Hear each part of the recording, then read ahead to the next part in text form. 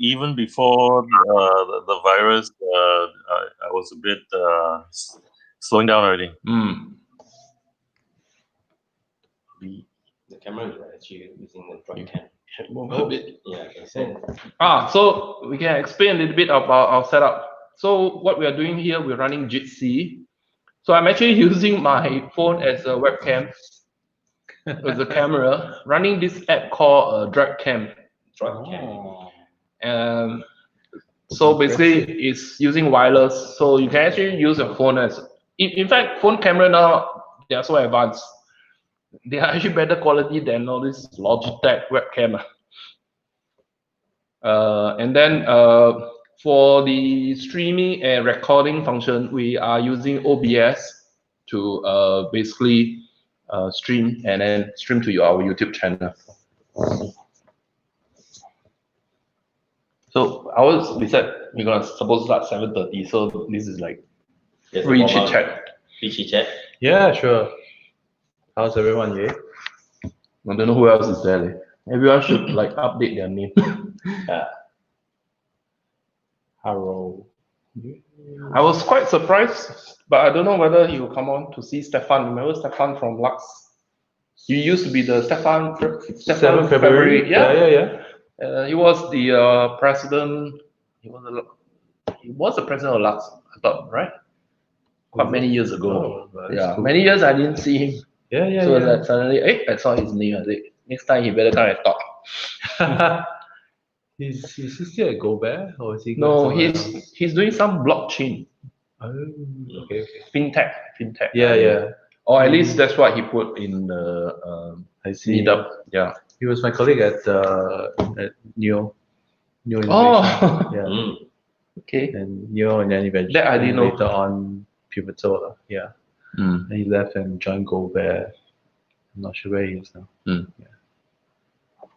Good to know. Blockchain is promising. Yeah. If you know what you're doing. I have a friend who is actually doing the digital currency for the Bahamas.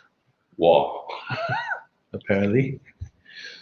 Yeah, but blockchain, unless you have a huge government behind you, like the digital renminbi and digital yuan, right? They were saying that it's gonna come online soon. So I haven't followed too much of that.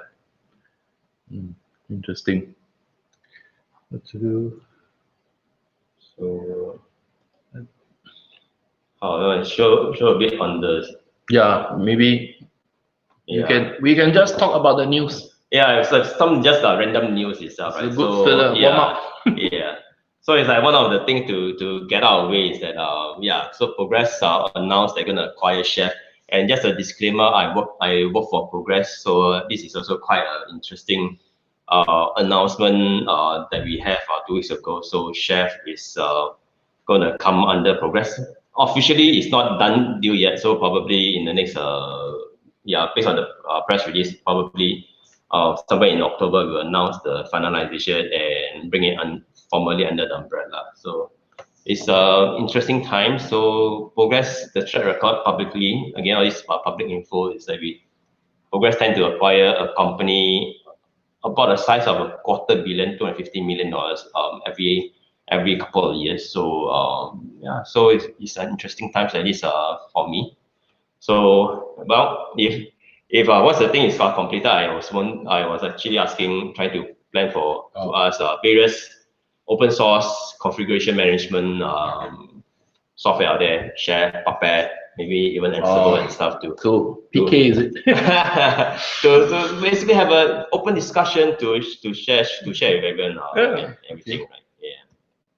So So that one is. You want to say something? Anything to say? Chef? Are you using Chef or? No, I use Puppet before and I used Ansible before. So Chef, I think it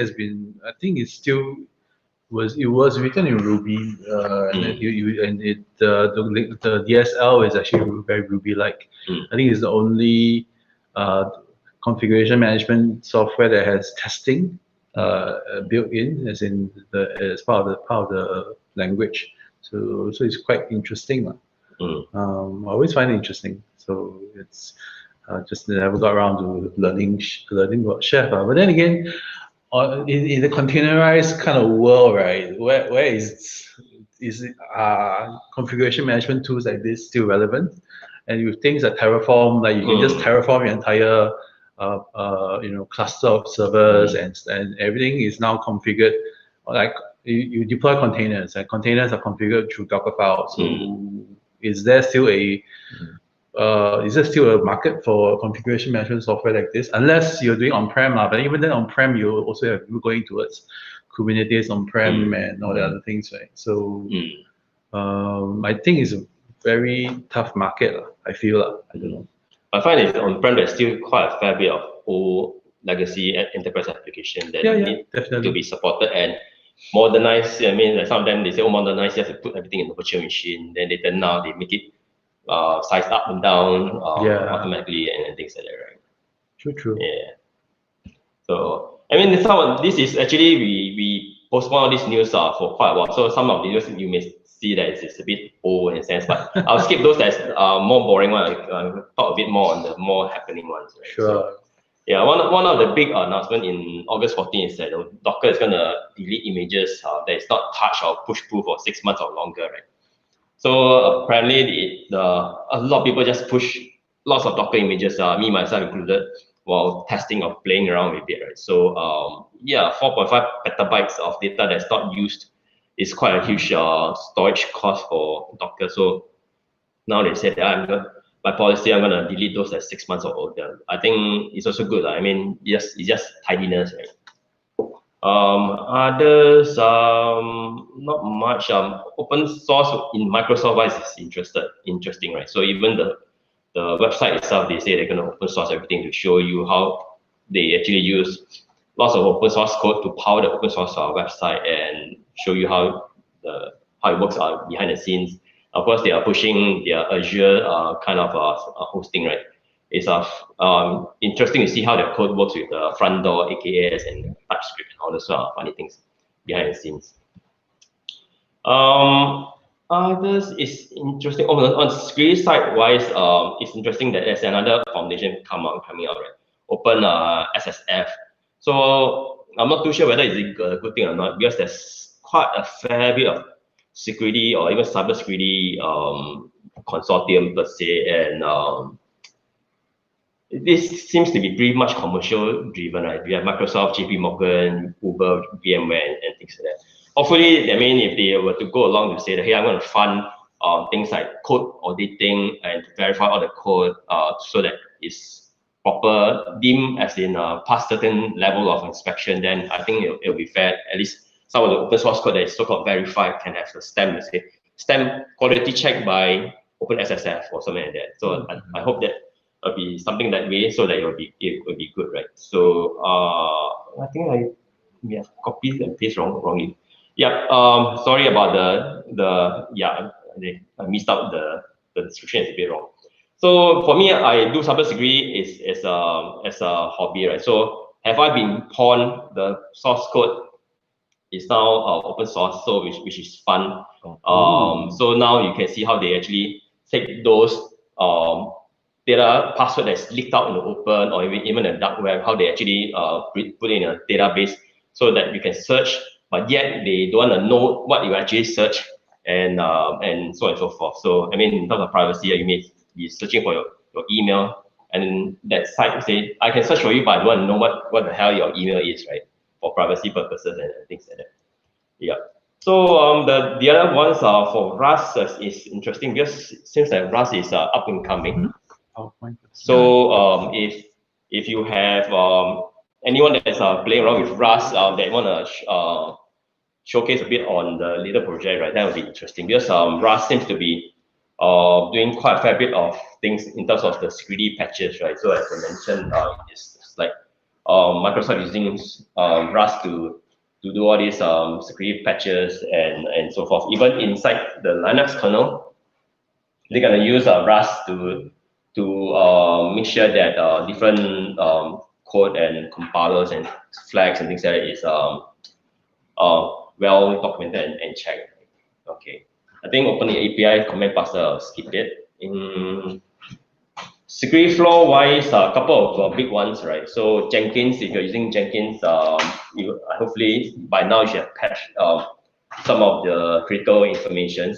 This is back in August 18. So others for WordPress, there is I'm not too sure about WordPress. Seems to be quite a constant stream of plugins, flaws, and things like that. So yeah, just keep a lookout if you're using WordPress and fix it if it comes up. For Apache struts, every now and then they do come up, but this one is quite a big one which they announced. Again, using Apache struts, do patch it. Yeah, this is really a very belated birthday. We initially wanted to say happy birthday to Linux on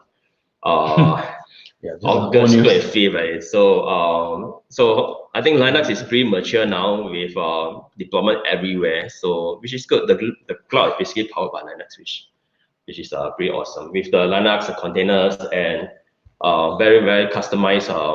Even Linux just to run containers by itself. So it's really stripped down to the bone, which is quite fun. The discussion probably I'll skip it because there are some discussion topic which I want to discuss if there's time, probably towards the end.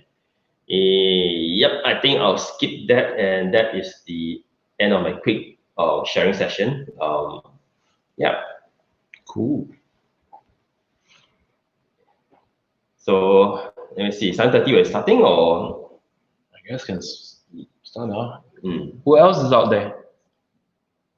A lot of people never turn on the cam, so you don't know. And then they update the name. Yeah. Okay. If not, I guess we can start. Denon, there's someone. Hello, Denon? Who's Denon? You can also put inside the chat if you want. Cybet. Oh, Cyber is Carol. Who's Carol? My good friend. She's in Finland. Red Hat. Red Hat, really? Yeah. Hi, hello from Finland. Hi. Wow. Hello. Wow. Hello, see. I was at South Asia a couple of times, and I used to live in Singapore for 14 years. So, Yeah. Wow. so that's home for me. Yes, we met. Yes, hi, Alvin. I Good think we day. met at South Asia. Was it? Yeah, we did. last We year? did. So, 2 years ago. 2 years ago. Yeah. What time is now in Finland? It's pretty early. It's in the afternoon. It's 2:20 in the afternoon. Okay, still not too Three in bad. a day, yeah. Okay. I thought at this time of the year it's dark the whole year, whole day. Not quite yet. Not quite yet. Soon. We still have sun for a few hours. Okay, there's another person. Denon. Maybe you can say hi. I don't know who's that. Yeah. I think he said hi in chat. Oh, in the Oh, chat. is it? Okay. Okay. All right. I'm check. Can still unmute my microphone. Okay. Okay. No problem. Oh, I think maybe I can unmute you. You? Maybe you're not using Chrome. Yeah, we found that GC has some issue with Edge and- Microsoft Edge. Yeah, it's like I'm not sure why. But Edge, the what do you call it? The plugin is inside Chrome, right? You're not. Yeah, backend Edge is using Chrome, but just now we were trying on the server and also on my laptop. You just couldn't get GC to run inside Edge, right? So it's kind of like show a blank screen there. So I told you, you should never ever mix open source and Microsoft together. Why you guys want to present on Microsoft? I don't understand you guys. You're supposed to be doing an open source presentation on Microsoft software. yeah, I mean, it's like now in terms of society, right? We are not targeting any. I mean, it's like we must be die open source, right? Because we are quite open. You can be somewhere in between. You can be hybrid. I'm like that, man. Use any tool you are comfortable with, right? So we are not. Yeah. So if of course this is open source meetup, of course the topic is on open source, but of course I mean he is using a Mac, right? No. I'm using Windows, so we are still using open source on those platforms. Hardware. No, I'm I'm on Noel. I'm on Ubuntu Linux anyway.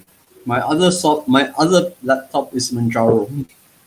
I can only Yeah, I mean, for sure, if you want to go fully Mute open source, everyone. you can go ahead, right? No one, mute everyone. no one So DC doesn't kind of like verify control force on anyone to use fully open source. So use whatever is available to you. Yeah, so I mean, it's like time is also money. You want to set up all these things, it's also take a lot of time, right? So so whatever is available, as long as the topic is on open source, I think we are pretty okay with it, right? Yeah. So I mean, Okay, that's your point of view. yeah. I mean, to be fair, I mean, say we have visitors and speakers coming in, right? I mean, we cannot force them, hey, VMware, you must use fully open source and come present and things like that, which is not so good. Yeah, because in the end, in this community, we are here to share what's available and on open source, how you want to use open source wherever it is. Like, so in the most strangest place, you can still use open source. Yeah. Even in Windows itself now, they're gonna come up with the Linux base inside, right? So You trust them? You trust well, them? I mean, it's like, what do you expect Microsoft to do? Is like totally open the kimono and show you all the code? I don't think so, right? They have been trying to push open source as much as they can. Not so much that I'm supporting Microsoft. There's also a lot of commercial. So what you're saying is you don't trust them, lah? No, the thing is that as long as it works, it complies, it's auditable. I mean, it's like, well, the government is also using them. The CIA is also using them. Don't tell me I mean, it's like, oh, CIA must use open source to be. No. They pick and choose as they like. Yeah. But they are they. So whatever works lah, whatever works. So yeah. They are they. Okay, we have someone new that just joined, but I don't see that he has audio device. No audio device. Ivan. Hello, Ivan. See, because you enforce the passcode, so he does not have the opportunity to key in his name and identification. You see, it's just that I intentionally keyed mine in. That's why my identification is there. No, after you come in, you still can change your name. When you check, But is there a place that asks you for it? Nobody asked me for it. I volunteered it. in the chat itself, you need to put a nickname. Yeah. No, you don't have to. You don't have to. You don't have to. The system did not ask me for it. I put it in myself. Okay. That's For me, I put it in myself. The system only asked me for the passcode. That's it. Hi, Keng Hui. Hello. Hello. Okay, so it's what, 7:26 minutes. Hang on a sec. Oh, who else is here? Oh, Clarisse, I long time no see. Hello. It's kind of odd. We didn't really see so many of our friends face to face or so. Because of COVID. But at least now, maybe if we're lucky, we will soon have phase 3. Yeah, hopefully. I actually have Okay, maybe you will know better. It's published in the phase 3. SG. They announced the phase 3, but the details of phase 3 is not. They said only a few weeks time they will announce it. Yeah. The full details. I think today in the Gov WhatsApp broadcast, they did mention that you can now, I think church services can give up to 100 people, but must be 2 classes of 50. And for weddings as well, we can up to 100, but also again 2 classes of 50. Yeah. So this seems to be slowly opening up. Yeah, I have my own COVID counter on my own homepage. Right? You cannot see because it's my own private homepage. Right? So it's like we switched from DOSCON yellow to orange for 230 days. Really. Holy crap! Almost a year. I mean, the start of COVID, circuit breaker was 170 days ago, and we ended it 114 days ago. So it's like, oh my goodness, like literally counting the days. Every day I start up my browser, I see the page. It's like, yeah, it was taking precautions since February, Chinese New Year. Yeah, because that time, Wuhan shut down before Chinese New Year, right, to stop them from Chunyun traveling. So actually from that time, I was already wearing masks seriously on public transport, and only, there's actually nobody wears them. It's good to be careful. So for me, it's like very long, ultra long. cycle. I know some companies even started doing the work from home arrangement even earlier. So like Chinese New Year or even before that, they already started Chinese doing New that. Year. So it's like my previous company, SP Digital, they everyone moved work from home and they moved office. Oh. And not many of them has actually been to the new office. So yeah. How long? I know some companies even started doing the work from home arrangement. Yeah, some playback in there. Yeah. Wasn't so clear, sorry. Might have to repeat. Yeah, anyone say something? Suspect there was a loop back. Oh, there's a loop. Feedback loop. Yeah. I'm sharing to Michael my home page. I even have a countdown because I do regional travel. So Right. So in Progress itself, our work from home officially will make a decision 1st of February next year. So it's like 130 days to go, which is horrible. I'm like, Stefan! Mr. February. Well, hello. Hello there. Wow, long time no see. It's been a while. How are you guys? A very long time. Oh man, dude, you have more white hair right now, man. Yeah, it's more white than black these days. Well, I think for those who may not know Stefan February, he was the president of Linux User Group of Singapore, right? I remember you were the president. For a while, yes. In the latter years of Linux. The last years. Yeah, I was watching you, and you were always, you have this boat. I think you have a boat. You Yacht. Sailing a lot. Small little boat. Have you fixed all the aircons and stuff yet? Well, it's just a bunch of problems, and now that the lockdown is, you can't really go anywhere. So That's true. Yeah. Unfortunately. Good to see you. So maybe in the near future you can come and talk to us. What? I would love to. Yeah, I was so sad to miss the Geek Camp. I didn't even know the Geek Camp was happening until it was over. I was very sad about that. At the Geek Camp, right? I attended day It's one. online. It's online. Over the weekend, right? Yeah, you can. I think the recording will probably be up soon. I don't know. Okay. Yeah, Fazuli and Fazli's taking care of that, so it should be cool. Nice. Yeah. Okay, so what's that? Your presentation? Yeah. Let's get started. I think we just need a quick intro on Michael. So those of us who know Michael, he's a veteran, right, in the Singapore tech scene. Very helpful guy. I think you can talk a little bit. When I knew you, you were organizing the PHP conference. Yeah. Let's see. Head of the PHP developer group? Sure. I started the Singapore PHP user group. I also co-founded the iOS Dev Scout, which is a user group for iOS developers. I also started Engineers.sg. Yeah. So you check it out. There's a bunch of videos there. And the last passion project I'm working on is this thing called Junior Developers Singapore. So it's actually meant to be a support group for junior developers. And then currently I work at Govtech. And so yeah, I've been in the industry close to 20 years, I think.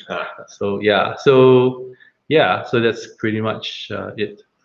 Is the audio okay? Can you hear Michael okay? Yep. Audio's good. All right, cool. So today I will share a little bit about this thing that my company has just released quite recently. Is a thing called Developers Portal for the Singapore government. So I work at Govtech. So for people here who are not familiar, Govtech is like the government technology agency. They kind of like we basically build software for the government. And previously, if you have been around for a while, you know it was previously called IDA, which is mainly just a Infocom Development Authorities. And they had more vendor managers in that setup. So in a couple of years back, they decided that we should bring their technological capabilities back in-house, back into government. So which is why they renamed themselves Govtech, and they formed divisions internally within Govtech to actually build software. So it's not just outsource to vendors and build stuff, but more of like we did this concept called co-sourcing, as in a bunch of us are actually employees of Govtech, and then we also get people who are from outside from the public sector or private sector to help us with the software development. So in a sense, there's a lot of like intertwining and immersion in terms of culture, and we bring a lot of like the best practices like software development and in the government. So I was from the private sector for many years, and so when I joined Govtech, it's so right now I'm actually leading a team in Ministry of Manpower. So we're working on the WorkPass website for foreign domestic workers. So anyway, so that's enough about me and about Govtech. I also I'll just dive a bit more into a portal that we released recently. It's called developers.gov.sg. So it's a portal that is meant for you want to go full screen? Maybe it'll be better. Might be. Let me try. Oh, I can just go to the slides. Oh yeah. So I have a slide which is prepared by our talent management division. So I'll just share a little bit over here. So yeah, the core reason why this portal was created was kind of create an ecosystem for the tech community to discover and also develop using government products. As I said, we brought software development capabilities back into the government, but at the same time, there's still a fair bit of products which are also built by vendors.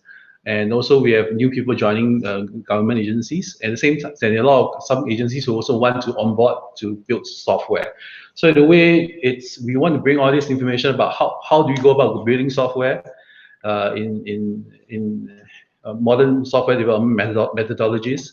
And also at the same time, what are the products that are available that has been built by Govtech that could be helpful for other agencies who want to build stuff. So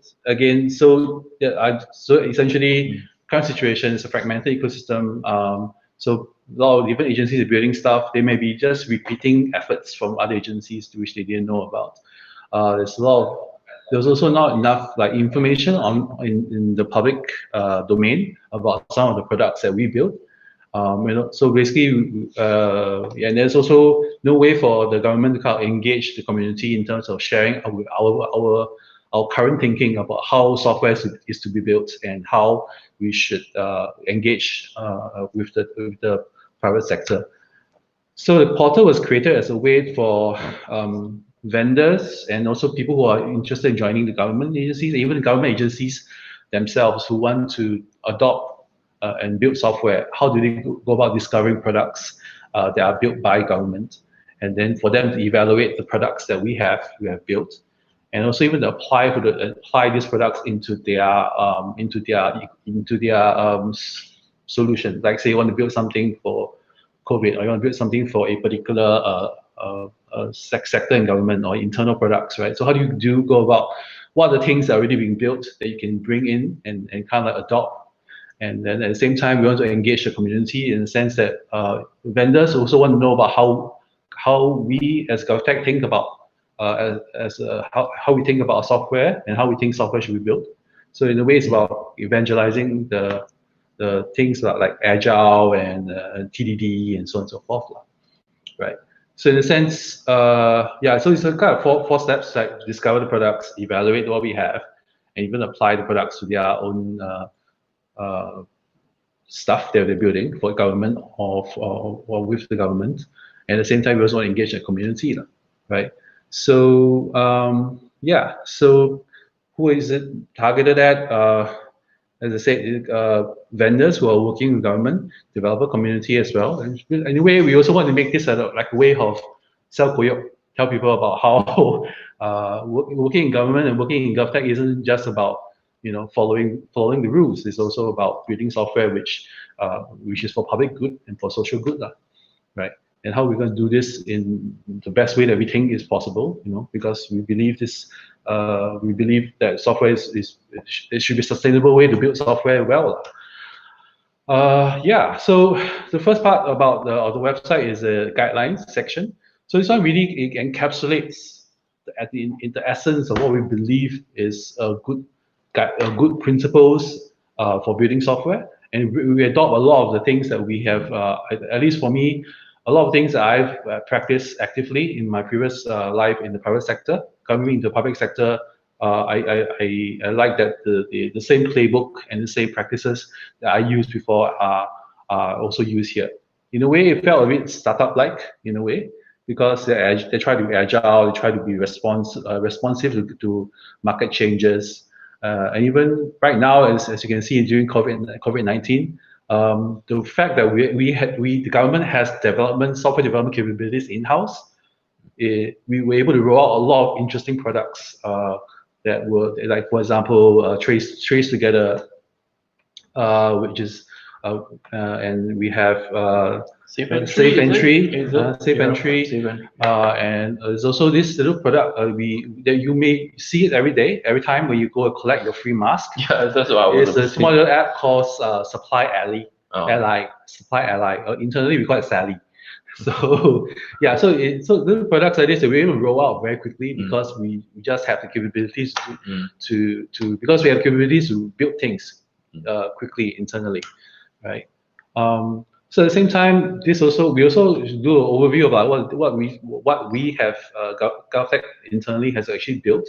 So we also use this portal to also share about the different products that we have internally. Things like so we don't just believe in a methodology or philosophy of doing things. We also try to implement a reference implementation of how we think it should be done. For example, in terms of DevOps, we feel that continuous integration and continuous delivery is important. So so a division was formed to kind of like, let's build something internally that we could use as a reference implementation of how CI/CD should be, right? We call it SHIP, which I think you go to the website, you find a bit more about that. So it's kind of like we just put together a bunch of Atlassian products like Bamboo, Jira, and what's the other one? Bamboo, Jira, and Confluence, and what's the version control thing they use? Bitbucket. Yes. Okay. So we brought it all together, and we basically secure it and with what we believe to be the best way to secure systems. We have a VPN. They are meant for people to log in. So yeah, as a way, we don't just talk. We also walk the talk. As in, we also build something that it's become like an internal product that other agencies who wants to adopt agile and CI/CD can just use this, right? So it's pretty cool. And for automated testing, we also have a division that builds a bunch of products for that as well. It's called Hats. We also, again, you can find out more. But so there's some of these things that we don't really. So in the past, all these were like internal information you can only find in our intranet websites. We've now made it possible for the people, members of the public, and also people in the other public sector to also learn more about these products. To use the portal as a way of sharing about the stuff. Right. We also not just have products, we also have some things that we have, like APIs. In data.gov, for example, is another good thing that we have.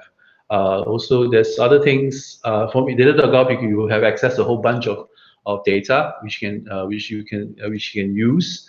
Like a lot of the LTA, LTA has their own land transport data more. So we also list all these things here in the portal, so you can have a one-stop shop to kind of like see all these things we're building.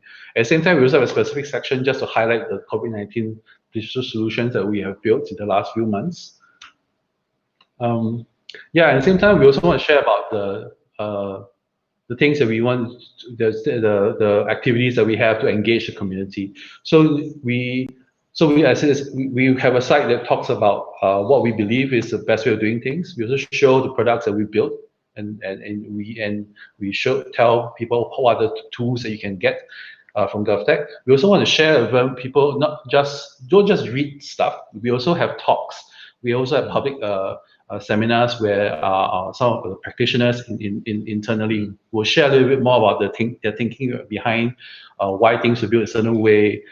They open the Q&A for people to ask questions about why is it about ship, why is it about hacks, and all this, what we believe to be a cloud deployment. People could engage us and talk to the practitioners who are in the government agencies. So we call it StackX, kind of like a play on the word TEDx. So we also have a conference called the Stack Conference. So we actually do. When is it, this conference? It was supposed to be in June, but because of COVID, we have postponed it to December. So the last. Okay. Just like you're talking about, I think about first week of December, right? Yeah, but it's kind of open, it's free. Yeah, it's free. To the tech community. Well, I think there's a small fee. I'm not too sure what's the arrangement now. I believe they're making some changes. The last time they did this was 2 years ago. Yeah. It was pretty well attended. I went there. I also got to know a lot more about the different hosting architecture internally, like different hosting solutions within government. So it was quite interesting. Even before I mean, the public sector, I got to know about the different things the government is doing in terms of, and they use open source, and they use we have this thing called the government commercial cloud, which is essentially commercial cloud but with a kind of wrapper around it, basically for lock-in and security stuff. So underneath GCC, government commercial cloud is essentially AWS, GCP, Azure.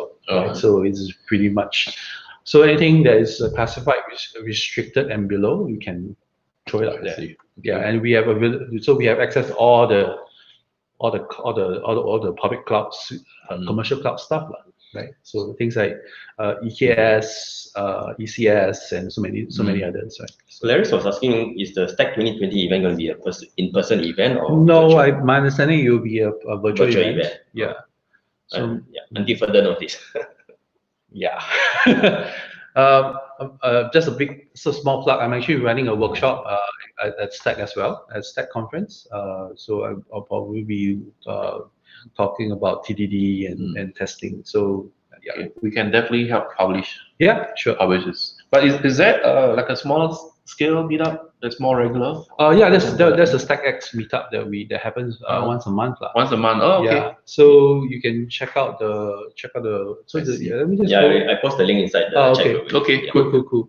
So yeah, maybe let's just dive into the website right now. So the site itself, as I said, has 3 sections. We talk about our principles, what we believe to be the good ways of best practices in terms of like building stuff. We talk about project inception, test standards and practices, how to build the right team, technology choices, and stuff like that. And other technologies, then we'll go a little bit more about the stuff that we have built. Like for example, blockchain. We actually have a thing called OpenCert, which is built by GDS, and it's been used by quite a few schools to kind of post their certificates online, so that PSLE or O levels and all those things. OpenCert. I think it's a digital copy of it. Yeah, it's a digital copy of it. Yeah. So, and it's been also the technology behind this, because it's open source, is also being used by other commercial entities. Right, and so maybe just go quickly into the COVID-19 related stuff. So we should build quite a few things in the spirit of public good, building stuff of public good. We were able to iterate quickly and build things that was able to help with. For example, we have this thing called GoWare.gov. So previously we had one example was when they told us that we distributing free masks. A bunch of the folks internally built. I think over a weekend or something, just put together mask GoWare. They registered. Yeah, I remember using it. Yeah, they registered a domain name that I think it was just maskgoware.sg, and when they first rolled it out, they didn't even have like the standardized header and footer of Go. So it was so some people were initially a bit, hey, what's going on? This is like a real government site. I believe there were some talks online already about how that was built. I think the developers who worked on Maskgoware actually shared on the Singapore JavaScript meetup about how they actually go about building this stuff. Yeah. So yeah, so basically because we have in government, we have the ability to build software, and we're able to think in very lean and agile ways. We're able to grow out stuff super quick, right? Of course, it also meant that a lot of us were like spending long hours getting stuff out lah. But in the sense, it's all about what we believe. This is our mission, right? Our mission in Govtech is to build high quality government e-services. If we cease to do that, we cease to have a meaning to exist, right? So and this is the best opportunity to prove that we have the capabilities to actually do it, right? So yes, to carry out the mission, right? To build high quality e-services, e-government services, right? So yeah, so there were many other things, and at the same time, we were also very active in engaging the community. When for example, when we built Trace together, we actually decided that we needed to get some community engagement. Some of the developers who actually work on the Trace Together app actually were actively talking to the dev community in the Dev.sg chat. So they were basically engaging the community. Yeah. So the Trace Together was a very there's a lot of communication in the chat group and things like that. Yeah. So much so that they decided they actually should have their own separate Telegram group where they get to engage the more active participants. Yeah. So which eventually, from all the feedback and sharing from different people, we were able to put together the Blue Trace protocol, which is a reference implementation. So the Trace Together is the product that we roll out, but we also want to share the protocol that we have and how we actually went about doing this. So we actually released this into open source domain. So the source code is actually made available as well. So we have a reference implementation of the Blue Trace protocol as an iOS app as well as an Android app, right? So we actually go to the GitHub repo, download it. My understanding is some government agencies overseas have already started using this as well. Yeah. So this is one of the. So that's essentially a lot of the things that we've done. And what else is there? So from the success of the Must Go Where, right? And there's also a lot of the Go Where series. Right? Yeah. So that I put in the link, right? GoWhere.Govtech.sg. That shows summary of all the interesting projects from the Go Where series. So the background behind this was that we're releasing so many of these Go Where domains, like mustgowhere.com, .gov.sg, and then every time we get a new domain, we need to register for it. Okay, there's internal costing as well. We need to pay for these things. So essentially, what they did is, okay, fine, let's just create one domain, and then we do a subdomain of it instead of like every time we have a new idea or new thing we want to build, we register something new, right? Ooh. Yeah. Yeah. So for the Must Go Where, for example, it was very lean. It was just a small group of developers at GDS. GDS stands for Government Digital Services. So basically, they went about building this very quickly, and they even had so we didn't have any raw data. We had no raw data from the People's Association. So what they had was just flyers. So it gave us like Word documents, PDF files, and everything. So the first iteration of this was basically you key in your postal code, and it presents to you like the PDF version of the thing of what they had, right? That was like the first iteration they did. There was much later when we were able to get like source data in CSV and whatnot. Then they were able to do a bit more work with it. How is government digital services different from Govtech, or is a subdivision within there? Correct. Okay. So in Govtech there are many like groups of there's so the traditional the group that has been like doing vendor management, solution architect, and who are seconded agencies, that's called the services group, right? And then and the product development group is where we basically do software development, and under the product development group we have a few agencies, small groups internally. So so GDS is one of those main ones. You may also have heard of another one, which is OpenGov. OpenGov has quite a few products as well. So whereas GDS works closely with agencies to kind of like, well, when agencies come to us and we kind of like, okay, is this the right product to build? Let's just build together. OpenGov takes a bit more of a citizen perspective. What is the right problem to solve for citizens, right? Okay. And then from that perspective, propose solutions to different agencies and see how whether they would like to use that. So one of their most popular product is probably parking.sg. So I believe a lot of people who drive who probably have used this. So it started out as a proof of concept, right? And it was very iterative way that they went about building this. So they even interviewed like parking wardens and it went around and kind of like very lean, trying to figure out what are the pain points, and they even built like proof of concepts and asked the wardens to try. So one of the things that they got was like they get the wardens to kind of like take a photo of the license plate and all that. It was kind of like it's overdone. It's faster for the person just to key in those things. So it's like very lean in terms of figuring out what works and what doesn't work. And once they figure out the proof of concept, they went to the different agencies like LTA and whatnot to kind of figure out what should be done. So it's using React Native. So that's how they were able to build it really fast. They use Stripe for the payment, and it doesn't even store your any private PII. There's no personally identifiable information in this app, right? There's no IC number, no nothing. It's just a license plate, and you just pay for it, right?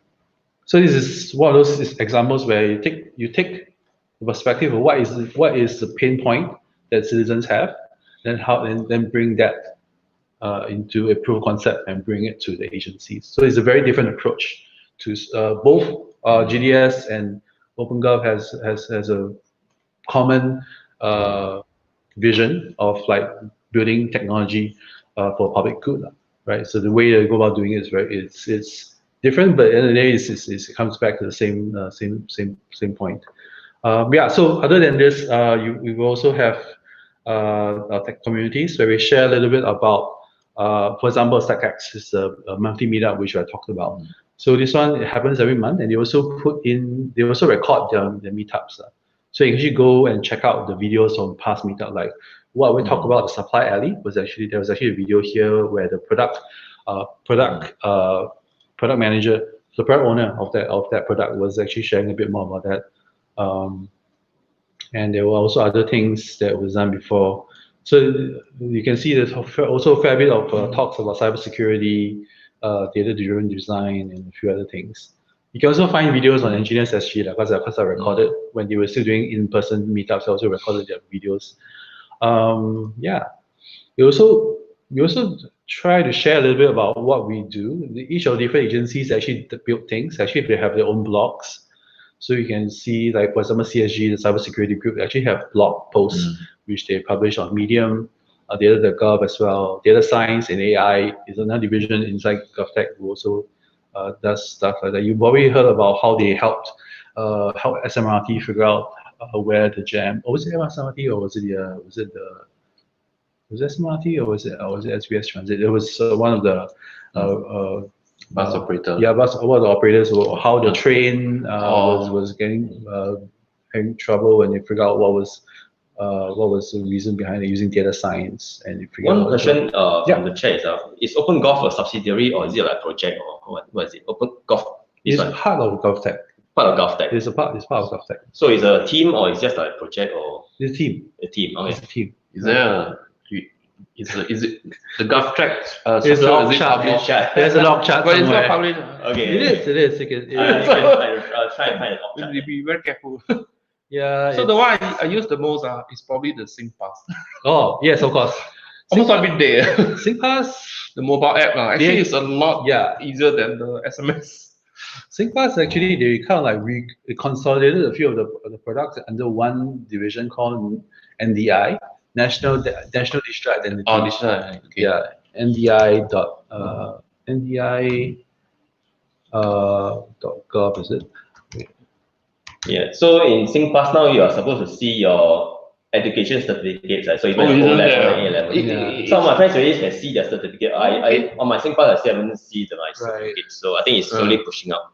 Probably, yeah. Hopefully, yeah. So under NDI is really a purely API service. So so the different things that they have Credentials is a digital credential. So yeah. there's a sync verification, so authentication. You log in with your Sep20 is also SingPass, log in with SingPass, verify with SingPass, and you also have MyInfo, which comes under them as well.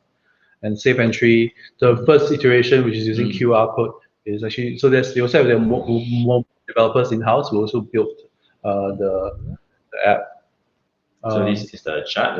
Yeah, no, that is yes, that's correct. That's That's correct. right. It says also in the government website. Is it under our team? Okay, and org structure.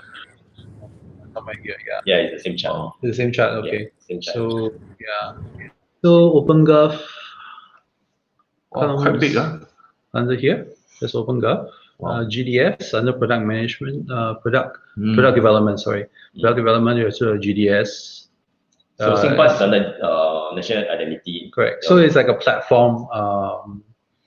Yes. So that and NDI is here.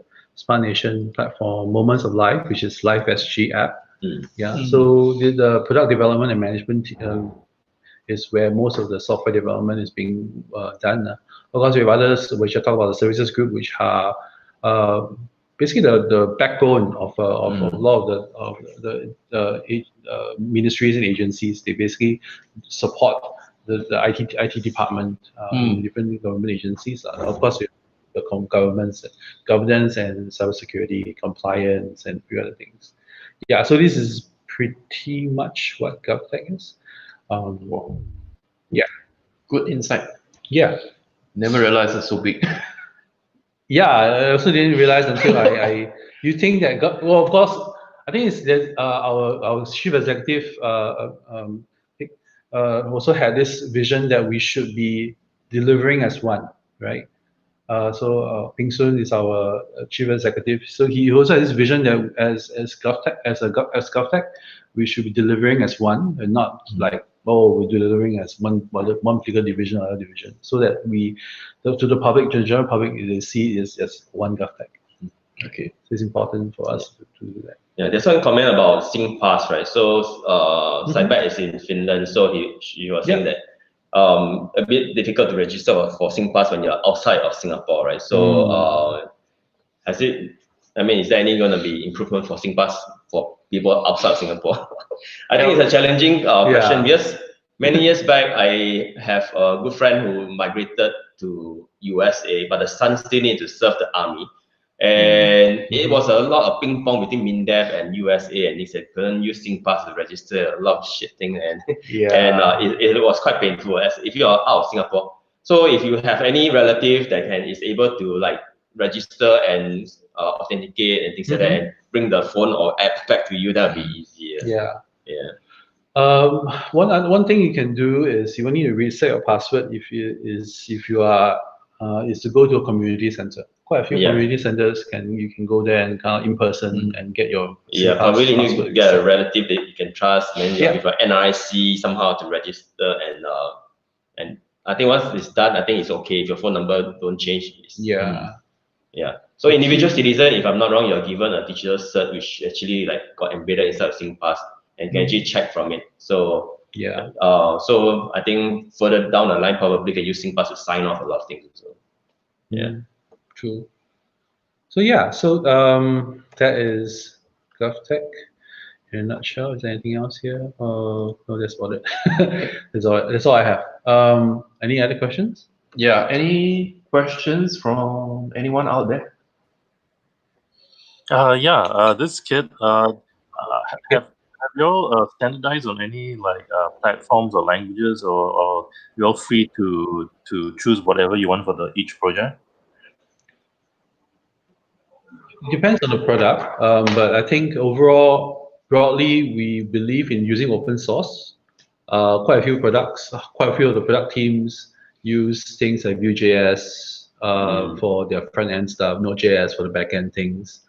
Of course, there's some like the team I run. Actually, we use Ruby on Rails.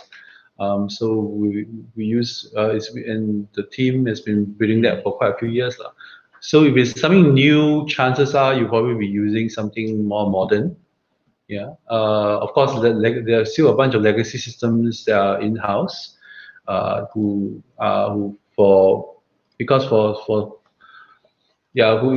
still a bunch of stuff that are in-house who still needs to be built using things like Java or .NET because those things were built a long time ago. There's also a movement internally towards low-code or no-code platforms. So in a sense, you build things, you build forms. So I think more internal products. If it's an internal product which is more transactional and form-based, there is also a drive internally to use low-code solutions, which can be served on the government laptop, which they can then internally look at those things. And mostly it's web-based. We still believe in building stuff that are web-based.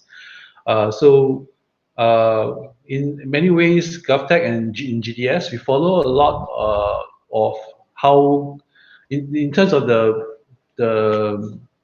our approach to doing things, very close to how GDS UK kind of first modeled it. In a way, they believe in building web first, and if it's mobile, it should be more responsive web applications rather than building a native mobile app. So the places where it has to be a very compelling reason to build something in mobile. So the compelling, like for example, for SingPass, right? Because of security and because of all this, and for the Trace Together app, we had built it native because we need to use some low-level Bluetooth API, which is why we had to build those things native. Otherwise, if it has to be built something if we have built something by default, it'd be a web app, and if it has to be a mobile app, it has to be a very compelling reason. But there is a division internally that focus on building mobile apps. So like Live.sg and what else is there? Live.sg, Hugging.sg. A lot of these are built using React Native. For some reason, the team seems to gravitate towards that because they felt they probably would be faster in terms of iterating and building something. So, yeah, I hope that answers your question.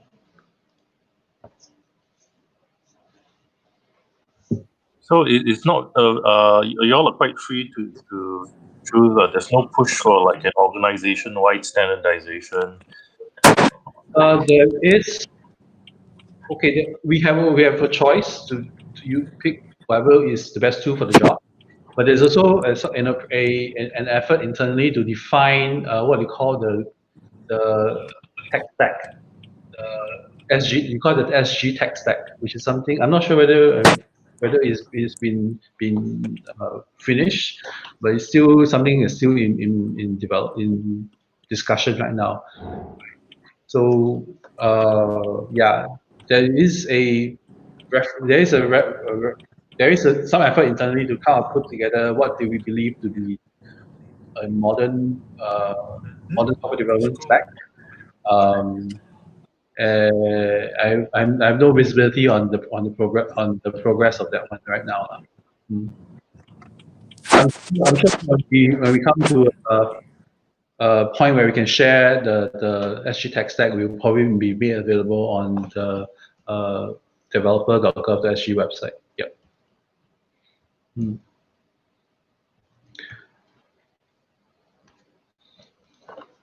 Anyone else have any questions?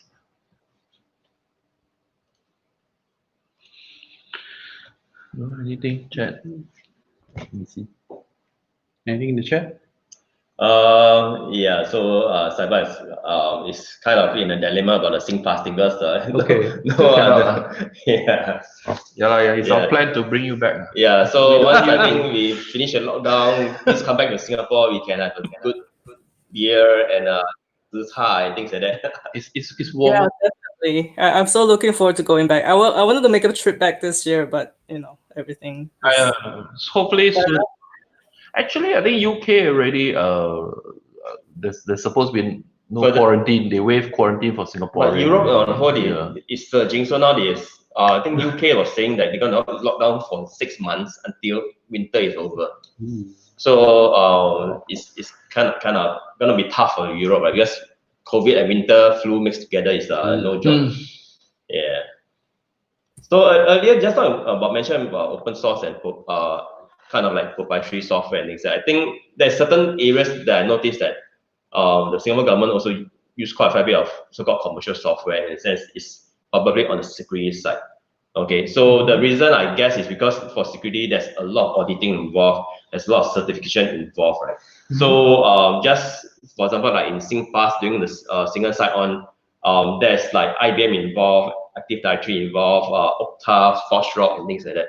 So that's the part whereby I think open source is kind of gonna be tough to support on the commercial basis. Because in the end, imagine for security purposes, if things get hacked or you need support now, right? So it's gonna be a bit more challenging. So other than that, outside of those security domain, I think open source is pretty much everywhere. Yeah. Okay, so if there's no question, we'll move to next part. Okay. I think we have Miss Clarisse from Vonage. Hello. You're up. Oh, we can't hear you. You have to unmute. Are you on Can you mute? hear me? Oh, Yeah, can you hear me now? Okay, cool. Okay. I think you need to give a brief intro about yourself or your company. Sure, I can. So Vonage is actually a cloud communications platform company, and we have APIs for video, voice, and SMS. So this year we are actually partnering with DigitalOcean. For the month of October, we are gonna celebrate together Hacktoberfest. I think probably you guys are very well aware what Hacktoberfest is about. It's gonna be about celebrating open source and encouraging everyone to contribute towards a open source project. So in October, we have organized 4 events coming up every Tuesday across a few different regions. First Tuesday, we'll be having an event in America. And second Tuesday will be the October 13th, where we will be having an event in Asia, where we will actually inviting Govtech folks to also share about their open source project. So coincidentally, yeah, Michael, I was chatting with Michael previously as well. So then the third Tuesday will be in Europe and Israel, and then the last Tuesday will be in Europe. So we have 4 events throughout all Tuesday. So folks can join any time zone if you want. Ideally, the October 13th will be the best because it's in Singapore time zone, starting at 6 p.m. So we'll share about what Hacktoberfest is, how do you contribute, and what are the specs that you can earn. So this year, I think Hacktoberfest has a t-shirt to give away if you manage to complete like 4 pull requests. And Vonage, we are also having some specs to give away as well. So welcome everyone to join us. I'll put the link up. Or you can also post in the message, the section of the Meetup event. Okay, cool. Yeah, we can follow up later with you also, so that we can send information to as wide an audience as possible in the. We get the t-shirt, right? Yeah. Yeah, that's all for us. I don't know. Do you participate in, or will Govtech gonna plan to unleash your developers? I don't know. There's been talks, and I think in one of the groups I run, junior developers, SG, we probably want to encourage our members to participate in this. I think it's a good idea. Yeah. Free t-shirt, come on. Yeah. You have to put four requests. Yeah, we start a few. Just You're a veteran, or you can do it. Okay, so that's good. Yeah. Anything else? The t-shirts are a bit of a collector's item. Is it? Yeah. Yeah, it is. Yeah, 'cause Every year there's a different design, different edition. Is this like the first year you guys are partnering DigitalOcean? Because Not really. Last year I think we also partner with them. This year slightly bigger scale because we are cutting across different locations and it's all on virtual now. So we're hoping like more folks can join in from the different time zones. but when it was physical event, are there beer? Do they serve beer? Because it's like an Oktoberfest, Yeah. we can talk about it later. Next year, plan for next year. Okay, next time you can sponsor. We'll help you Yeah. organize. Okay. We can do a hackathon with. Yeah. We Yeah, can we do can- a hackathon together. Okay, so yeah, we will try to help you publicize and promote the event. So I think it's good. Thank you. Cool. Anything else to? No. Anyone else? Anyone else Wanna have any want to share anything? open source? Open now. It's open to the floor. Stefan, you've been quiet. Oh, you're mute. Sorry. Oops. We can't hear you. Sorry. Yeah, accidentally mute everyone to me. Can you hear me now? Yes. All right. How about Amazing. now? Can you still Yes. hear me? Yes. Good. Okay. Yeah, I was on the wrong microphone for some reason. Okay. Well, yeah. I guess that a part of the reason why you guys haven't really been hearing me for a while now is because I've been working a little bit behind the scenes on some open source libraries, and the dreaded blockchain word, which is Bitcoin. But basically, my interest in Bitcoin is in building mobile applications using Flutter that integrate data into the Bitcoin network alongside payments, and to make that super efficient.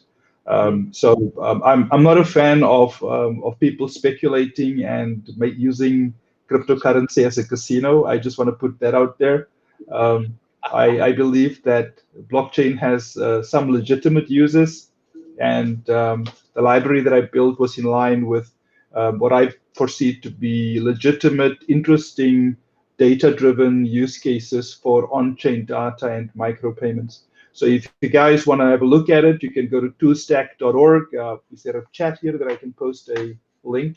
You can post in chat. Yeah, I just have all the links in my Okay, so you can go to twostack.org. That's where the open source project is. It's the developer documentation along with a link to the Dart library for you to integrate into your Flutter project. Ooh. Very cool. But I think I saw in your Meetup profile page, you are also working for a fintech company that's also related to blockchain.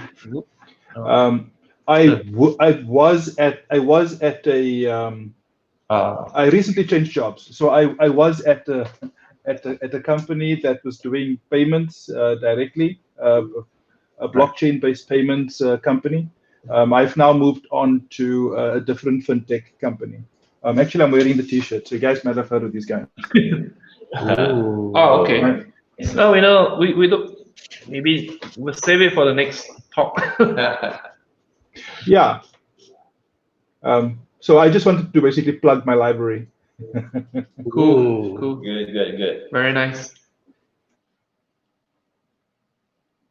And I think Chit can also share with us in an upcoming talk. Let me see who else is there. Anyone else want to say anything? Oh, then I will. We have a lot of questions from Michael. Oh, okay. Yeah, okay. I think we do up to 8:30. Yeah, okay, shoot. Yeah. Okay, how about things like maintenance, like all these COVID applications and systems? Mhm. I mean, what happens after this year, right? Do you budget resources to maintain them for the next few years? How strict are your documentation requirements so that later on developers can take over that kind of stuff? So for the many of the teams that trace together, we have kind of formed a the team that was initially there was actually, so when COVID-19 first broke out, internally we asked for volunteers to come forward to actually build technology solutions for COVID-19. So things like trace together, safe entry, at least the one that is for NRIC, the one that you use to scan your NRIC, those were actually built by a team of volunteers who came together from different product teams in Govtech. Since those product has taken off, and what has happened now is that they are going to they kind of like formalize the teams, and they have their own product owner, have their own. They will probably also be given resources to continue building and building those products. At the same time, the team that I know who are building these things are also good software engineers, and they believe in things like test-driven development. Even though in the rush to push it out, I believe they have taken on some technical debt. At the same time, they have the balance between delivering a working product and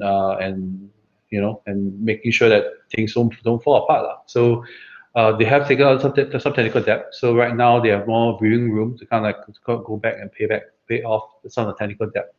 At the same time, a lot of these products like Safe Entry and Trace Together, they actually have they get a lot of feedback from people, feature requests. So at the same time, we also want to try and I think the team also want to be certain that a feature they want to roll out is important, and we want to make sure they're doing it well, which is why they have a product owner that's kind of like dedicated to each of these products, and they're like the gatekeeper to figure out what are the things that we should build and should not build. Yeah, documentation wise, we use all the best practices that I talked about: test-driven development, CI/CD,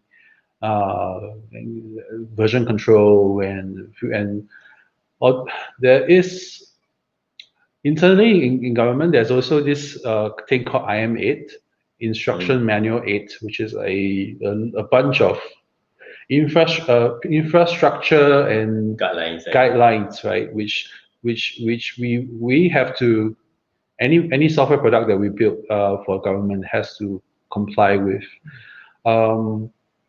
In the rush to roll out some of these COVID-19 related products, we have actually internally asked for waiver for quite a few of these things, quite a few of the regulations. I'm not at liberty to share what those are, but my understanding there's been some waiver for some of these requirements. But I think eventually we also need to take some time to get back into compliance with some of these things. At the same time, IM8 is also undergoing a review, as in they want to think about whether IM8, the stuff that has been detailed in IM8, whether it really reflects our current thinking about how software is to be built. So it's a conversation that's still continuing, and internally we want to use. So it's a conversation that continues, and we want to do our best to, we want to do our best, basically. I think for those who deal with the government projects and tenders, right? When you mention IMA to any vendor or SI, it's like the level of compliance in this is very strict. I mean, that's the working document which the government used to make sure that everything is up to scratch, right? So there's a lot of things that you need to comply to. So IMA, I've been there, done that. It's like, but it's a document that helps to keep us safe. I think I posted inside the chat. There's one link on the interview with the person who kind of like wrote about the IMA stuff. So that's good. So about the feedback, right? So frankly, in the unofficial channel itself, I think the Govtech team also took quite a fair bit of feedback. So even for myself, I did feedback about SingPass, right? Hey, everyone is using SingPass. Why not use SingPass to do a check-in? And woo, the feature was sort of popped inside there, right? The other one was actually for Trace Together.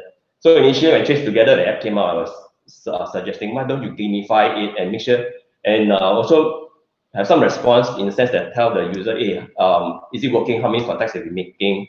And things like that. So they have been actually putting in all the suggestions that gather from all the different channels, formal and informal, and boy, they have a list and prioritize them and actually put into the whole rollout down the line. Yeah, so which is good. I find that it's one of the more interesting thing whereby your feedback, at least on those feedback in the ground in Telegram, is like, hey, it actually came, Yeah. and they iterate very fast. So I must give it to them now in terms of the CI/CD. Without such a good system, they couldn't have iterated so fast. And don't forget, there's still a level of quality and standard that they need to adhere to also. Yeah. So any other questions? How about longer term, like 5-10 years? Is there a procedure like to archive out your project if nobody is actively maintaining it? I mean, I'm afraid like you can't even get the development environment up. You can't even compile anything. I mean, for this kind of longer term thing, what kind of planning do you have? So software that you use, e-services that you use in government, there are usually two types. One is software development, software that is built and has gone into maintenance mode, right? So those would probably just have maintenance fixes and being maintained by usually a vendor. Products that we like Govtech, at least for GDS and OpenGov, when we take it to a product, we don't see it as a project that lives only for a short while. We take a product approach to software development. In a sense, is a living thing that continue to grow and continue to have relevance and continue to iterate and change. So it's not so like that whole agile approach about validating what we have, we continue to building on things that are working, and just the whole lean approach of validating and iterating and validating, iterating and measuring, right? So we will continue. I believe the product teams that's worked on Trace Together and many others will continue to iterate and continue to improve it. Like Trace Together, when it first came out, it was purely just detecting Bluetooth signals around you. And eventually, when they got feedback about how we should make the app a bit more sticky, we should make it a bit more usable. So we must have a utility rather than just having it in your pocket, right? So that's when Safe Entry came out, we also decided to integrate with Safe Entry to make it a check-in app as well. So we continue to iterate and continue to build on and improve on the product. Like in Supply Alley, for example, Supply Alley, the Ally, they also, because every time there's a new thing that needs to be distributed, and they will continue to find ways there is a certain thing that, okay, the Supply Alley is pretty fixed. You have a product and you need to distribute, and you basically there's settings you can set there that would figure out what's the supply, what's the quantity, what's your entitlement, and all that stuff, right? But what they are trying to continue to iterate on are things like the scanning of the QR code as well as the NRIC. For example, MOM is rolling out a new work pass which uses QR code. So the foreign workers wouldn't be just a simple barcode, but has a QR code in there that has other things. So in a way, there's an example where Supply Alley has to continue iterating and improving the product to meet market changes. In this case, there's a new QR code out there, and the app needs to be able to read that new QR code. So the product will continue to grow. I can't say for sure whether many of these apps will still be around in the next 5 years. because I don't know how, we have no idea how long COVID will be here. So we want to take each step as it goes. And of course, financial funding from government will have to be allocated for the products to continue iterating. At the same time, internally, as a Govtech staff internally, we also have the opportunity to work on things. It's not just you build a product, you're stuck there for life, right? So because we have so many different products being built by different ministries and whatnot, there is also an internal opportunity for you to transfer to a different product team. So in a sense, it's not so, because this movement is possible, it becomes more important to document, to write things down, to do knowledge transfer and share and even brain dump of like, oh, what you understand about these things, right? So internally, we also have a role. We also have BAs who also have to understand these things, and yeah. So in a sense, it's a yeah. So the product will continue to have life as long as as long as it's relevant. Once the product ceases to serve to have a relevant need, we may pivot, we may change it, or we may just close it down. Yeah. We'll see how. I mean, that makes sense. If the software or the situation is no longer viable or relevant, right? So no point in maintaining it. The code will still be there. The code is documented. If worst case, we need to dig it out and repurpose it, the code is still there. Yeah. Okay. Yeah, I was just wondering, like, because yeah, because I think a lot of the knowledge is actually in the head of the developers, right? So as the developers move on, I mean, do you have like often projects that yeah, you've got all your stuff there, but it's been running for 5 years, there's no request for change, it's just doing its job, it's just running. And then suddenly you need to change something or something, but yeah, all the original team members are gone. So yeah, you have to depend on all your documentation. But is that enough? I mean, well, what kind of procedure do you have to like keep it alive or check that the documentation is sufficient or what? To be honest, I've only been in Govtech about 1 year. What I understand about our legacy systems that we have, at least in Ministry of Manpower, there is a vendor team who is continuing to serve like change requests and service requests to continue iterating on those things. So once a product goes into a maintenance mode, they probably will have there's opportunity to kind of transfer the ownership to a maintenance team. So, but because it also depends on the criticality of that software. So if it's a critical infra or a critical application that needs to continue to be up, then there's definitely going to be people looking at it. Like in some cases, for example, WorkPass.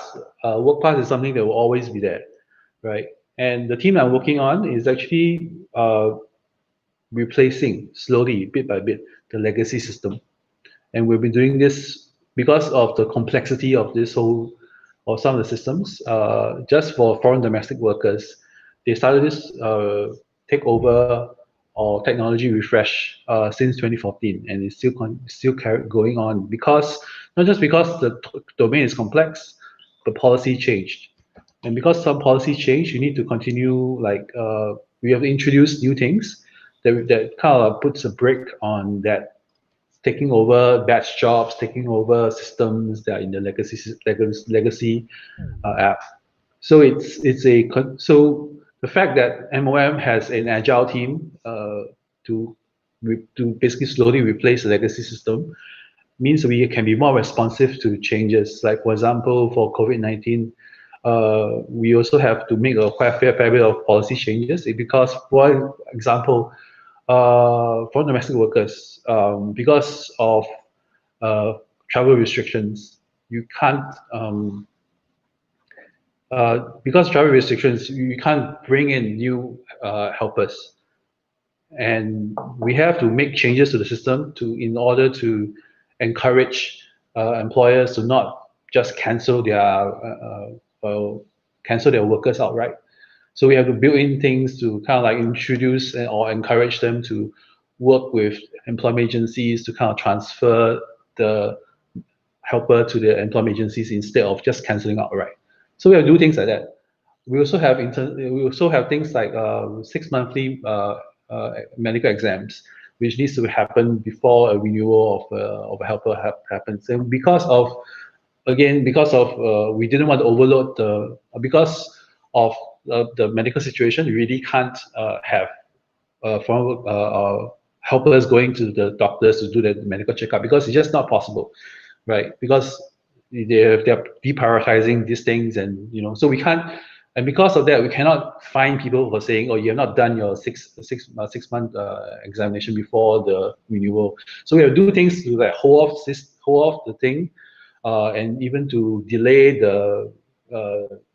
So it's a policy change because of situations, and because we have an agile team internally that continues to build this thing. We're able to respond quickly and to roll out those things, even though there is still a legacy system that holds on to a lot of as a source of truth, but we're slowly bring those things into the new system. I think the fact for those of us who have done open source for a long time, the fact that Singapore government is embracing open source, and that to me is a step in the right direction. And the second thing, I think they have been quite successful in attracting a lot of top talents like Michael. Smart people joining the Govtech, and that gives me more confidence as well. So that it's just not a few but smart person, right? So the knowledge, there are a lot of capable people, within that, and I mean that makes me feel good and confident that our future is secure. And then to top it off, if the government has a need, is demanding that our developers know open source technology. That means the schools have to churn out, programmers and all that are, capable and well informed about, open source technology. Yeah. I mean this is all like a, supply chain, right? Right. So I think with all this in place, I think we should have a very, good future. Right. Whereas not, as all this critical knowledge is only held in the minds of a very few person, And also that's also the reason why we choose open source, because open source software has better documentation and there are more people doing maintenance, and so it's not just a proprietary software that after a while it goes away and no one can maintain it. So open source gives us the opportunity to continuously improve. And also recruit people who actually understand those things. Like we use Vue.js for our employment pass system right now. It makes it so much easier to just recruit Node.js and Vue.js people. Yeah. Okay, I think we have enough questions for Michael tonight. Feel free to approach Michael.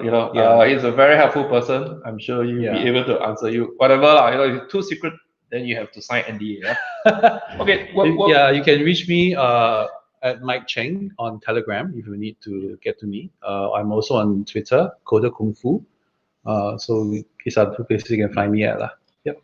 Okay, so the last part, I will very quickly share one of my personal toy project, which is some of the people might have seen this. Can you see? Yeah. Turn it into full screen. So this project here. Can you see it? I'll just show quickly. I cannot. But maybe later. So okay, I'll basically give a quick update on this small personal project that I'm doing, which is a ROS robot. So okay, what is ROS? So I will not go into the details of ROS, but apparently this is like the most popular operating system, open source, for you to build robots, and actually a lot of commercial companies they are using it. So I've actually included a link there. You feel free to go in there. They have tutorials and all the resources that you need to get you started. So for me personally, actually, I have zero knowledge about robotics. So basically, I'm just taking advantage of this free time right now during the COVID to pick up on new knowledge. So I said, okay, let's basically roll up the sleeve, get your hands dirty, and build a robot. Okay, so here is, okay, I will also not go too much into it. Basically, this is the application architecture of ROS, Robot Operating System. Next slide, I will go. Sorry, I will go pretty quickly. Okay, so where do I start? How do I start learning about robotics? So basically, I just went into the Taobao store and looked for the most feature-rich robot kit that I can buy. I've also included a link. So basically, this I picked the option with pretty much everything loaded. Camera, touchscreen, and everything. That cost me about RMB 2,348. So that works out to about a little below 500 plus Singapore. And then I think once you add the shipping, it's about 500 Singapore dollars. Okay, there is actually a product already out there that is actually supposed to be the most popular robot. I've also included a link. There's a Singapore distributor. This is called the TurtleBot 3, and it costs Singapore dollar 898, including GST. Whoa. Yeah, a little expensive. Actually, in terms of the hardware configuration, it's even lesser than mine. It's very close to what I bought, but just minus the camera. Basically, both are based on ROS, so technically, whatever open source software that's running on TurtleBot, I should be able to migrate them, port them, and make it run on my robot as well. Okay. So basically, I think I received the kit end of July, and basically it doesn't come this way. So basically, I just arranged them nicely and took a photo of it. The bottom left is actually the Raspberry Pi 4B, and then the bottom center is actually the motor controller board that's based on ST Micro 32 microcontroller. Okay, so I apologize for this very ugly crude drawing because basically this shows a quick schematic of how this whole thing is wired together. So I will actually include this link in the message board as well as in the YouTube description. So this is stage 2, pretty much what I did in August and September with some help from Zach. This is basically assembling the mechanical part, the chassis, the conveyor, the wheels. That's actually the first layer. And then the second layer is actually the what they call the laser scanner, 360 LiDAR, and the touchscreen. And then the top layer is actually a camera that completes this robot. So yes, so anyway, I think Zach is showing you the final completed robot with everything installed. Okay, so then it's time to power it on. Okay, I forgot to mention, the next part is, of course, the software preparation. So you need to flash, basically burn the firmware ROS to the Raspberry Pi 4B. And then the seller also provided a VMware image where I can run on a desktop PC to control the robot. So you can actually see that this Chinese manufacturer, actually the software is put together by a Chinese developer. He has a GitHub, but actually all the documentation is in Chinese in the link below. Okay, so what are some of the problems I went through? So of course, I buy it from Taobao. I am basically mentally prepared for what I'm getting into it. So the first problem I have is that there is no proper documentation. Okay, there is zero documentation. Basically, they just provided a series of video. Okay, the video just say that, okay, connect this to that, screw this here, and then type this command and that. and it seems to me that the guy doing it has actually no knowledge of this, on this thing, basically. In China, everybody clone everyone else product, and then they try to sell it on Taobao. So the issue was that there's no documentation. Basically, the seller just sent me a link to download from China, Baidu Cloud Disk, which is like a 20 gigabyte. And that took almost a day because of the slow internet speed. So that was tough. The third challenge I have was that maybe you can't see it clearly here because actually it's missing a roller. Okay, so there's no documentation, there's no parts list, basically. So we was missing a roller, but of course I think we know how to hack this thing, right? So we managed to find a pen barrel and just saw it and then sand it, and luckily the diameter was right and put it in, so no problem there. The fourth challenge that I have, or the issue that I see, is that they ship out the Raspberry Pi 4B with no heatsink, and that thing was actually running pretty hot. So again, I think bad design. They should. So I have to order, separate heatsink and all that for myself. Now the fifth thing was also interesting. So when this thing boots up, and if I connect the 7-inch touch screen LED screen, the Pi 4B will not boot up. Insufficient power from the battery. So basically what I have to do, I have to unplug. It's actually you can SSH into the robot, so you really don't need the screen. It's just kind of like useful sometimes to see the thing boot up, in case you lose the network connection or anything. But there's no reason to select such a big screen and probably a very high current drain. So what I do is now I have to boot it up, and then after that I connect the screen.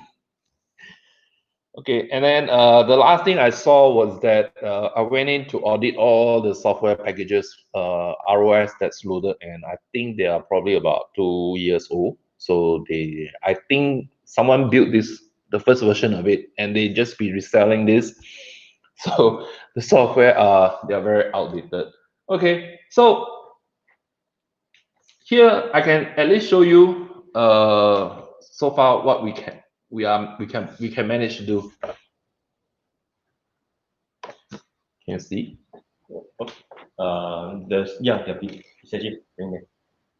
Yeah. So essentially, I managed to prove that okay, it can move. Then my desktop PC can control is basically sending the messages across, and the robot is receiving the commands, and they can move. I actually can control it using a keyboard script that they provided. So basically, using keyboard, you can control the robot. So at least I know that the OS is running properly. The motor is also getting the commands and feeding back. So basically, yeah, it works. It runs. So that is my progress up to this point. Okay. So what's next? What can this robot do based on what I spent here? So there are a couple of things that I still need to work on. Basically, IMU is the inertial measurement unit. So basically, it is a 3D inertial device, kind of like in your phone. So it knows the angle, or how far it's moved. And then I need to do the velocity calibration. And then the second part will be more interesting, is where I can basically switch on the radar, and it can, by moving the robot, it will start mapping out the environment, kind of like your Xiaomi robot. Essentially, this is the same technology and same theory as the robot. So after you map out the environment, you know where are the barriers, you can actually then specify a navigation point of where to go. So the fourth one is actually to turn on the camera and the radar, and it can actually recognize object and stuff. It can follow you wherever you go. Okay, and then part 5 is that OpenCV is actually a very big project. So there are actually many projects, many apps that you can run using OpenCV using the camera. Okay, then the 6th actually it's quite interesting. So they also provided a mobile app to control the robot. Okay, now 7 is actually not provided, but it is something that is listed on the ROS project. So you can actually integrate voice recognition and basically just command the robot with voice commands. Okay, and then the eighth thing is I could have opted for a camera or a robotic arm. So I think after I've done all that, I will probably get a robotic arm. So I think for every developer is that, okay, we want a robot to grab a beer. That is our plan, right? So that also can be done, okay. And then 9 is probably just upgrade to all the software packages to the latest ROS. And actually, being an open source project, there are many new things coming up all the time. Yep. So essentially, yeah, that's update number 3 of what we've done so far on this.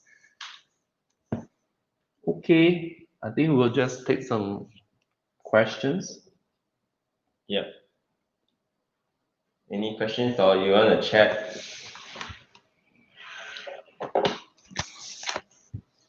If you want to play the robot, can come to my office. Just let me know. Less than 5. Yeah, there's no question in the chat. So anyone you want to voice a question? If not, you can put it in the chat. This is ROS board. No, this is the motor controller. Oh. Yeah. Okay. So essentially, I had to go to. Oh, okay. So I have to explain. Actually, if I were to just go ahead and put this together, I think probably just 2 or 3 days. You can do it like 2 or 3 days. But I think for learning purposes, I actually had to go into internet. I had to go through reading up all the whole ROS wiki, and then I go into every single board and also even the choice of motor, and what are the components that they use. I downloaded all the spec sheets and then downloaded all the API SDK. Actually the most expensive unit I think is the radar, the 360 laser radar. I think I saw they are selling this component is already $100 over. Yeah. So if you look about it, the Pi 4 is probably about 100. So it's about 100. The screen is about 60, 70. So it's about 400 plus. But I think it's not too expensive to learn. Yeah, well, one of the reasons Elon Musk didn't like LiDAR for Tesla is the cost. LiDAR for, is it? Okay, I didn't know about that. There are a few different philosophies. Like another guy is like they're using the image recognition on the camera. Then they're going to put in the LiDAR. When the cost comes down, they're going to use it as a separate part, okay. as a confirmation. Actually, you use both. From what I was reading, even the navigation and the mapping, they actually use both sensors. Yeah, different companies are doing different approaches. Yeah. I think individually it has its own weak strengths and weaknesses, but when you combine them, it is a lot more better in terms of the advantages compared to its weaknesses. Because I mean, on the road itself, I think Singapore is still okay, right? But in the temperate countries, you have winter, you have snow, and all these things do affect the LiDAR and the image recognition itself. So I mean, what if it's a small piece of snow that's got stuck on the camera or your LiDAR? I mean, that really can mess things up, right? Yeah. Yeah. Are you going to feedback out the problems you found to the manufacturer? I don't think they'll do it. I don't think you'll listen. No, if I tell them I have already documented the whole thing and in English, they'll say, "Oh, fine. How much? Give it to us." But I must say the other project, the turtle board one, they are very. I'm sure they are very well documented, and that's what you pay for, you know. So, but then of course, for if you buy all the parts from China is very cheap, and then just do yourself. Yeah.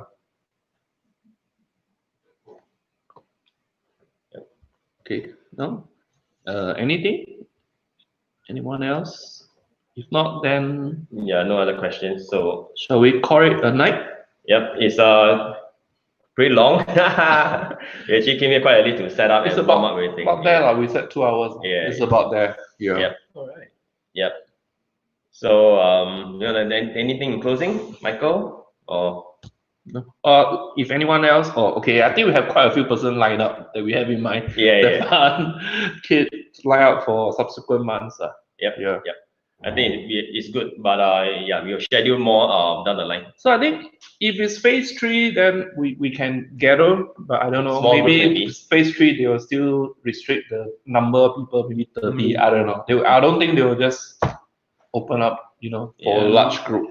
Meetup's not really lah. I don't know because they're considering opening for conferences. Even big for conferences. Conference is okay, but it's a smaller venue when you want to book, right? Then sometimes the MOH must give authorize the area to open. It's just all the paperwork and compliance. Okay, so basically we want to feature, different people, different companies, to come and share. So if you know of anyone or any companies who are, who can come and speak, just let us know. Okay. Oh yeah, one last thing I have. Oh wait, you can. There is a URL. I'll share the URL. So if you have any feedback for developers of Govtech.sg, there is a link. I was supposed to share. You mean we're supposed to rate you? No lah, rate the website. Give me 5 stars, like comments or sharing. You want the enhancements or improvements or even things about the website you want to improve on. Do let us know. I'll share the link with Zach and Darrel, and then we can share with you all later. So probably we can put it together with the video eventually. Yep. And as always, Govtech is still hiring, so hope that's come. Good. Hire more people. Yeah. Okay. Well, nothing. Okay. Good. Thank you, everyone. Hope to see you all next month. Bye bye. Bye bye. Thanks for joining. Bye.